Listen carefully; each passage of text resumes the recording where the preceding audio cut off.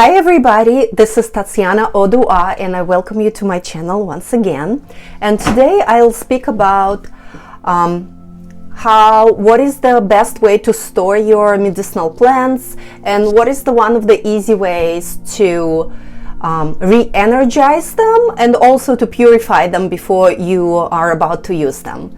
So I mean, it's not really a rocket science, but you should probably store your plants in a dry place, dark for most of them. I like the glass jar because glass is a natural material, but if you have plastic baggies, that's okay as well, especially if you're traveling and it's more convenient, as glass can break. But anyways, whenever you are ready to infuse the tea, for instance, and you haven't been using that plant for a long time, especially in those cases, I would highly recommend to sort of like re-energize and put fresh energy into that medicine. One good way, as I explained in my previous video, is actually to touch the medicine itself, because your hands have energy, and when you touch it, put some positive thinking into it, put gratitude into it. You can actually say the words, I'm so grateful and thankful. Thank you, Mother Earth, for providing me with this medicine, with this beautiful plant. I also like to re-energize and restructure the medicine by using crystals. And one of the good ways to purify anything basically is to put it on selenite block. If you don't have the selenite block, which looks like this is selenite, you can use any kind of selenite. Just place it near your medicine. You can actually put it right on top of the right inside the jar. That's no big deal because selenite is pretty dry, it's not flaky or anything. So one of the things about the selenite, it's a self-cleansing crystal. It's white, a little translucent, I'd say, because it's self-cleansing, you really don't have to do much about it's very low maintenance. You can re-energize selenite itself by placing it under the moonlight. It does not have to be full moon. The full moon is the most optimal time, but any kind of phase of the moon would be fine. The rule of the thumb with all the crystals is if you're placing it on a growing moon, you're increasing the potency of what you want to achieve. For example, you are using the crystal that attracts prosperity, wealth, or intuition. So if you want it to grow, you would want to charge your crystal on the rising moon.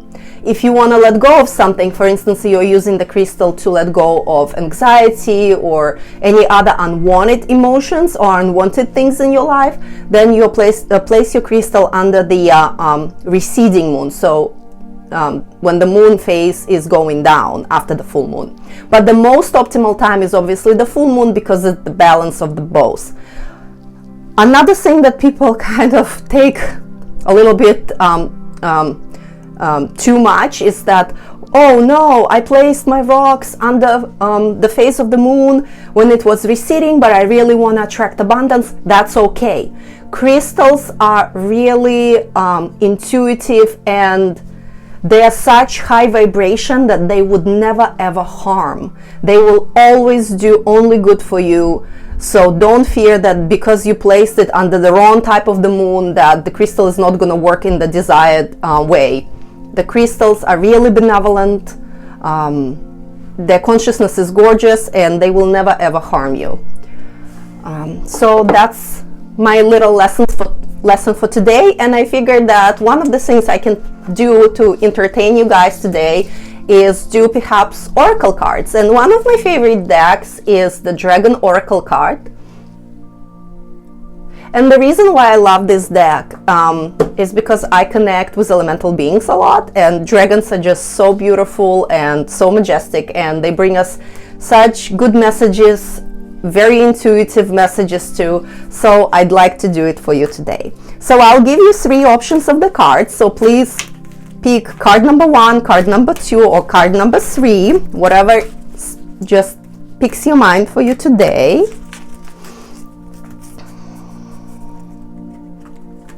Card number 1, card number 2, or card number 3.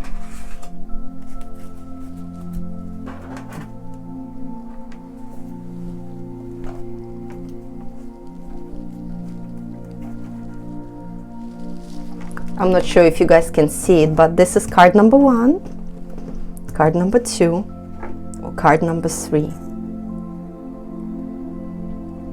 So whatever speaks most. Okay, for those of you who chose card number 1, card number 1 is Rainbow Dragon. Oh, that's beautiful. And the message is, brings the leap of joy that opens new doors. Have trust, rediscover wisdom, expect miracles, accept opportunities. For those of you who picked card number 2, it's Silver Dragon.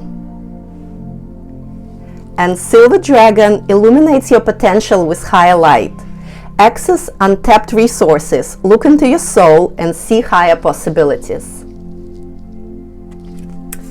And card number 3, it's one of my son's favorite, it's Queen Yang Pink's Dragon.